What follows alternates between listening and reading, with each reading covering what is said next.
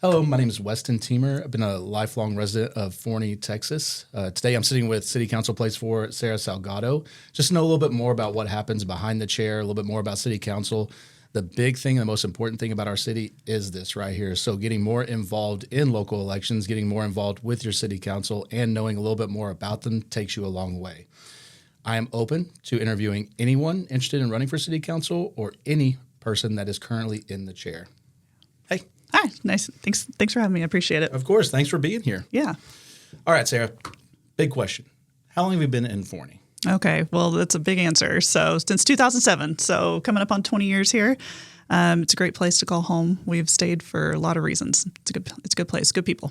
I agree. Yeah. A lot of great folks here. Yeah. A lot of great folks.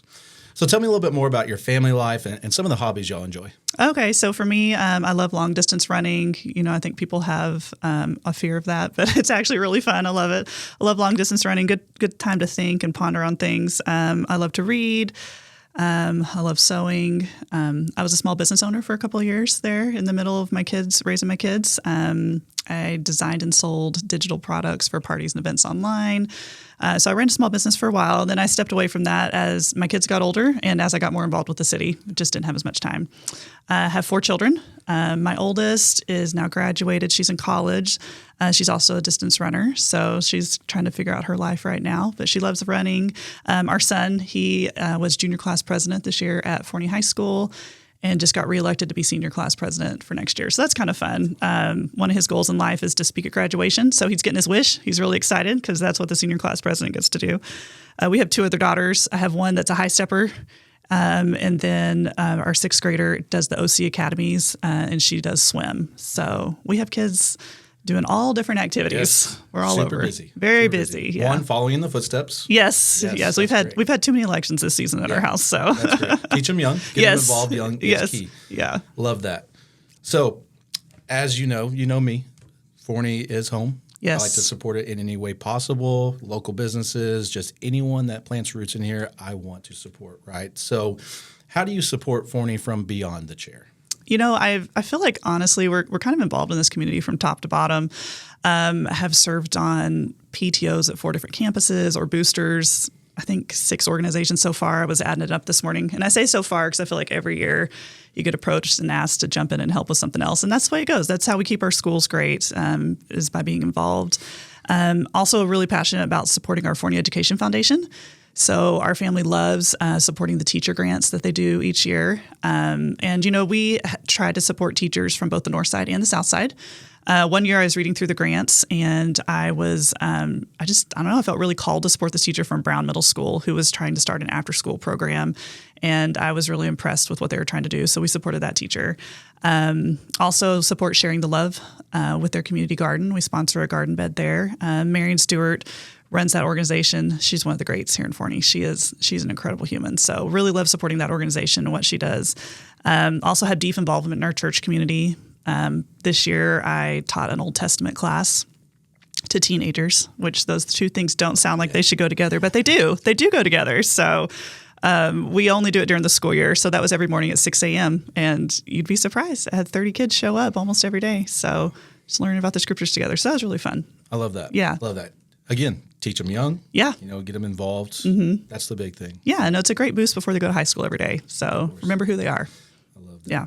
And I love the Brown School. Yeah. You know, just mentoring, trying to do an after school program because everyone knows Forney needs that more than and the teachers, they need support. They need funds. Yeah. I agree. Yeah. I agree. Okay. As a resident, what are some of your highlights and what are some of your frustrations? You know, my frustrations, we'll start with that because I always like to end on a good note, but I think my frustrations are probably similar to everyone else's. Traffic is a big one. Roads that feel congested and too small for the cars we currently have. So the good news is that there are plans for all of these TxDOT roads. They just don't move as fast as, you know, even I would like sometimes.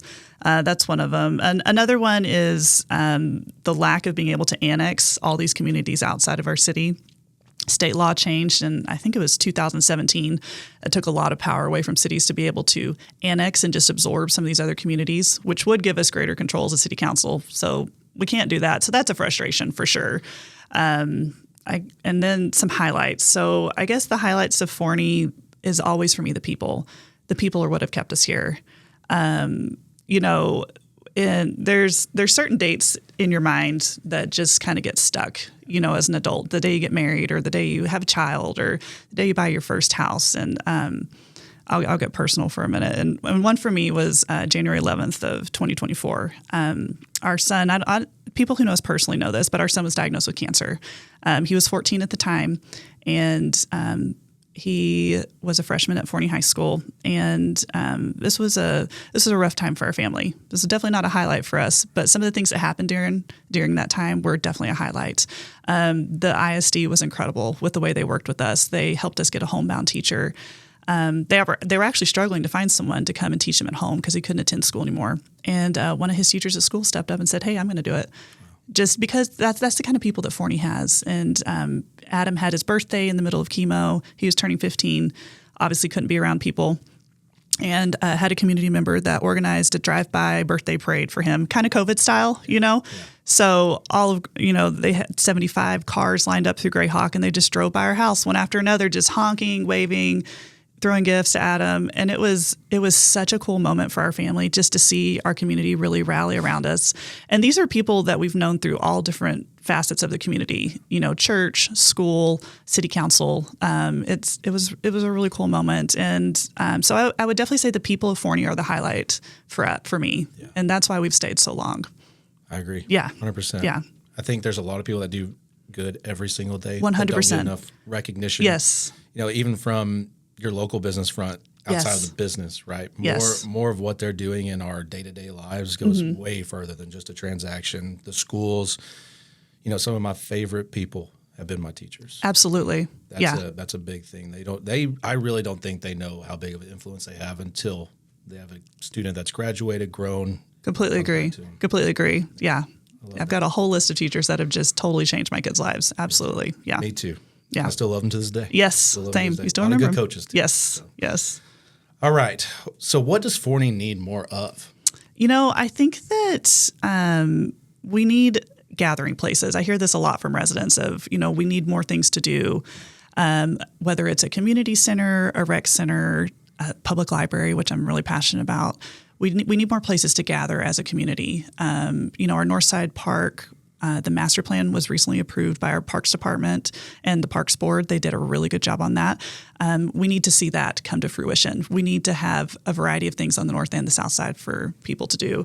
You know, we also need more local, non-chain businesses and restaurants. You know, that's what makes Forney special. So we love all the chains that we have here, and a lot of them are owned by local franchisees. So I always want to give them credit where credit is due because that's a hard job. But we need more of the places that make Forney special. Yeah. So, and also we need an Indian restaurant. So, I mean, we love Indian food. So if anyone listening, you want to open an Indian restaurant, I would love to have that come to Forney. Sure, that's coming. Yes. Okay. So where were you born and what brought you to Forney, Texas? Okay. So I always say I'm kind of from the middle of nowhere, but I am. So I'm from Liberty, Texas, which is east of Houston, pretty far east of Houston. Very tiny place, still a pretty small place. And after college, my husband and I were kind of in a couple of different places. We lived in D.C. for a while and worked on the East Coast. And then we came to Austin, and he worked for a federal judge for a year. And then after that was over, we tried to figure out, you know, where are we going to land next? So he got a really great offer from a law firm here in Dallas. So we started looking for a house. And we actually wound up in Forney because we got lost. So we're house shopping. We don't know DFW at all because I'm a Houston girl. So we were, somebody had told us about Sunnyvale. So we're over in Sunnyvale looking around at houses, get back on the 80, and we go the wrong way.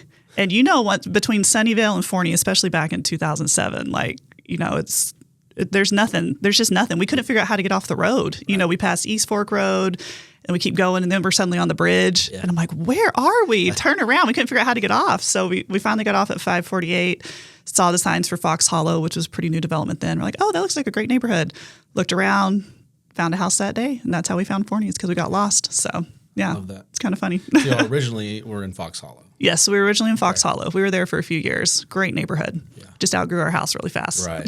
Yeah, my brother lived there for a stint. Yes. Yeah. We love Fox Hollow.